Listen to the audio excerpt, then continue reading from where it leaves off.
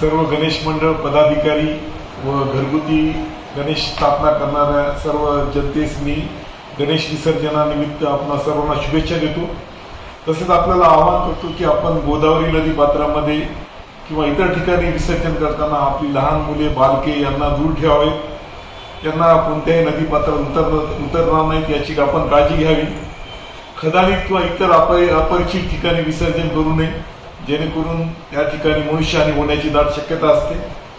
विसर्जन वाहनासोबत आपली मूर्ती मोठमोठ्या गणेश मंडळाची जी विसर्जन मिरवणुकी आहेत त्या आपल्या घरगुती ज्या मूर्ती आहेत त्या सोबत त्या जोडा देण्यात याव्यात। तसेच विना परवाना डीजे वाजविणाऱ्या विरुद्ध व डीजे सोबत लेझर लाईटचा वापर करणारे वाहनाविरुद्ध कडक कायदेशीर कारवाई करून सदरचे वाहन जप्त करण्यात येणार आहे। त्यामुळे कोणी त्याचा गैरवापर करणार नाही याची दक्षता घ्यावी। तसेच गुलालाची उधळण करण्याऐवजी फुलांचा किंवा पाकळ्यांचा वापर मिरवणुकीमध्ये करावा। तसेच नॉईज लेवल मीटरद्वारे आवाजाची तीव्रता मोजून सदर बेकायदेशीर आवाज करणाऱ्या वाहनाविरुद्ध कारवाई करण्यात येणार आहे। तसेच विनापरवाना ड्रोनचा वापर कोणी करणार नाही याची सर्वांनी खबरदारी घ्यावी।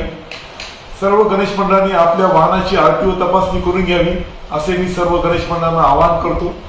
तसेच सर्व गणेश मंडळांना आवाहन करण्यात येते की आपण दिवसभरात शक्यतो लवकरात लवकर गणेश विसर्जनाला सुरुवात करावी व संध्याकाळपर्यंत आपल्या गणपतीचे विसर्जन करावे।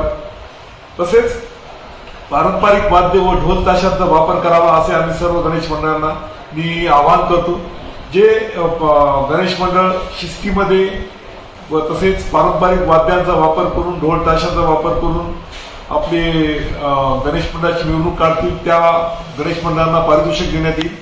सर्व गणेश भक्तांना मी यानिमित्त शुभेच्छा देतो। धन्यवाद।